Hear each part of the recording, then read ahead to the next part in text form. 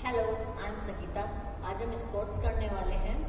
Squats में हमें ध्यान रखना होगा कि जो बिगनर होते हैं उन्हें हम स्क्वाट्स सिखाने के लिए चेयर का उपयोग कर सकते हैं या किसी पॉल को पकड़ के भी उसे हम करवा सकते हैं। और उसमें हमें ध्यान रखने वाली ज़रूरी चीज़ ये रहेगी कि घुटना हमारे पंजों से आगे ना जाए। ये जो पोर्शन है उसको हम आगे करके ना जाए नीचे, उस पोर्शन को पीछे करके भी हम ना जाए। पैरों को हमेशा अपने कंधों के अकॉर्डिंग खोलना है। जितने आपके कंधे रहते हैं उसके अकॉर्डिंग अपने पैरों को ओपन करना है। बैक को फुल स्ट्रेट रखना है। हाथ को हम सीधा भी रख सकते हैं, हाथ को हम फोल्ड करके भी रख सकते हैं। जब हम नीचे जाएंगे तो इनहेल करेंगे और जब हम ऊपर आएंगे तो एक्सहेल करेंगे। एक बार देखेंगे, लंबा सांस लेते हुए डाउन,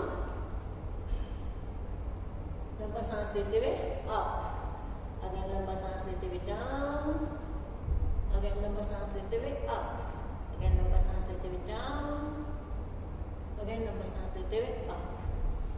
थैंक यू।